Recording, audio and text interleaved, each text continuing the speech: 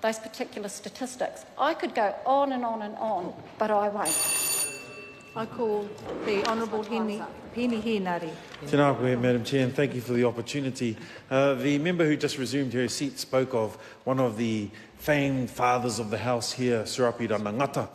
And actually what he meant in his deliberation around the dependency of our people was actually an address in an attempt to address the inequities that Māori people were suffering at the time. One only need read the book called The Price of Citizenship to see that actually, while they didn't want Māori to fall into dependency, all they wanted was for them to get what they deserved.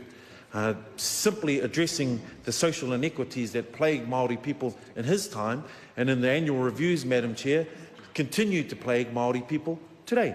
And I want to touch on some of the points that the Speaker raised, in particular around unemployment. And I want to highlight that in the time of the former government, in the past year, Māori unemployment has sat stubbornly at double digits. In fact, the last time it was in single digits was under the stewardship of the great Parekura Horomia, who we remembered just not too long ago, and the Labour government under the Clark regime. It saw Māori unemployment in single digits. Under the last regime, and in particular in the last year, Māori unemployment has sat stubbornly at double digits. In fact, it sits around 11.8%. But I also want to highlight, Madam Chair, as the Minister for Youth, I want to acknowledge that also in the category of unemployment are, of course, NEETs. And I hate using that term because as we travel in and around the country, they don't want to be called NEETs. They're young people who have unlimited potential, aspirations for themselves, and the label NEETs really is a bureaucratic term that I hope that outside of this House we don't use too often, but let's rattle through some of those numbers. The talk was about making sure that we bring unemployment numbers down and benefit dependency down, but let's face it, more young Māori and Pacific peoples have been affected.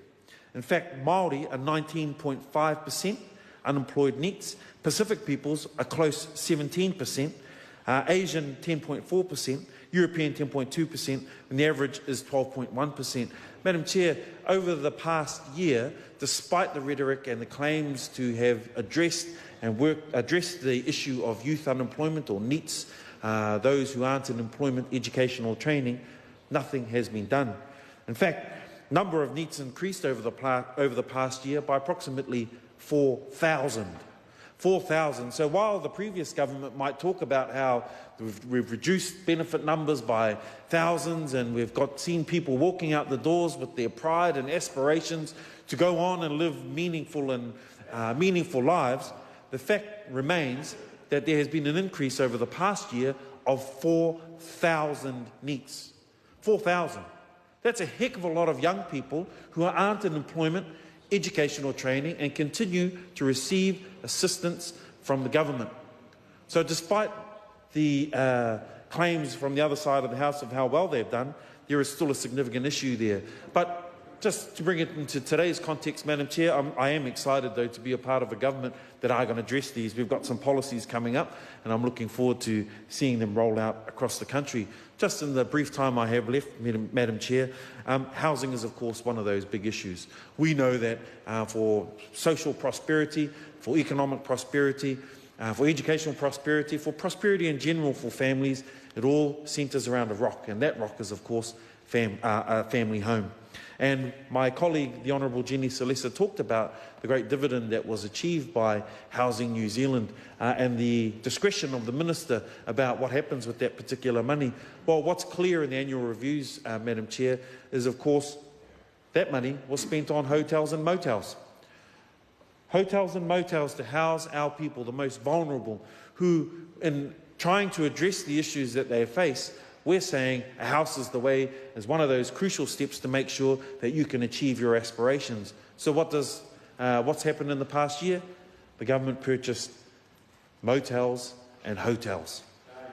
And that's a shame, because if we're true about trying to meet the aspirations for our families, for our young people who are just looking for opportunities out there, putting them in hotels and motels isn't the answer. And it says here that 12 weeks is the average stay of a family in a hotel or motel. Well, that's 12 weeks far too long.